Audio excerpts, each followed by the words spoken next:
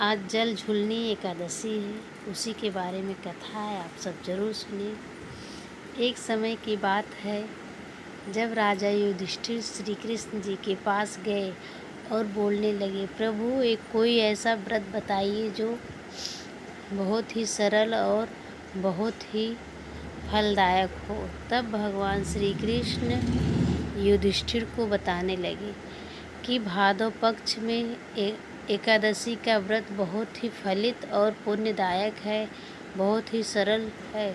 जो इसको सच्चे मन से करता है भगवान उसकी सभी मनोकामना पूर्ण करते हैं और उसे वैकुंठ धाम की प्राप्ति होती है। तब बताने लगे श्री कृष्ण भगवान युधिष्ठिर को इस व्रत के बारे में बताने लगे। एक समय की बात है जब राजा बलि बहुत ही त्याग, तपस्या, भक्ति से भगवान श्री कृष्ण का दिल जीत लिया और बहुत ही भक्ति साधना से भगवान को प्रसन्न किया। तो राजा बलि अपने तपस्या से, यज्ञ से, ऋषि मुनि सबको उपदेश देकर ही कहने लगा कि श्री कृष्ण का व्रत, पूजा, अनुष्ठान जो भी सच्चे मन से करेगा भगवान उसकी सभी मनोकामना पूर्ण करेंगे। लेकिन किसी को समझ में नहीं आया। एक बार भगवान श्री कृष्ण अपना वामन रूप धर के राजा बलि का परीक्षा लेने के लिए उनके द्वार पर गए। तो वहाँ गए तो एक ऋषि, जो दैत्यों के ऋषि थे, वो मना कर रहे थे राजा बलि को कि श्री कृष्ण भगवान ही वामन रूप का धारण करके आए हैं परीक्षा लेने, तुम उनकी परीक्षा में सफल मत होना।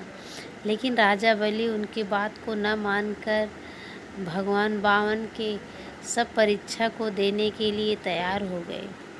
तब वहाँ गए तो भगवान बोले, बलि हमें 3 पग भूमि चाहिए। तो राजा बलि बोले, ठीक है प्रभु, ब्राह्मण देवता आप जैसा कहें। तो तीनों पग में धरती, आकाश, पाताल सब नाप लिया भगवान वामन। तो भगवान ब्राह्मण खुश होकर के राजा बलि को पाताल लोक का राजा बना दिए। आज तक भी सूतल लोक, उस पाताल लोक में राजा बलि निवास करते हैं। इसी तरह जो भी एकादशी का व्रत अच्छे से विधि पूर्वक करता है भगवान उसकी सभी मनोकामना पूर्ण करते हैं। और उस एकादशी के व्रत के दिन भगवान वामन अवतारों का पूजन करता है, भगवान प्रसन्न होकर उसे भी वैकुंठ धाम की प्राप्ति देते हैं। इस प्रकार से भादव पक्ष के एकादशी को भगवान सायंकाल के समय करवट लेते हैं, इसीलिए इसे करवटनीय एकादशी कहा गया है।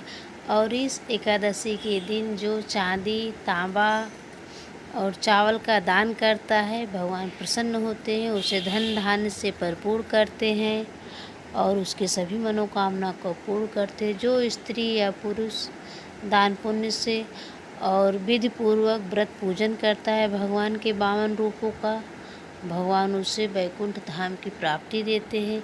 इस प्रकार एकादशी का कथा पूर्ण हुआ।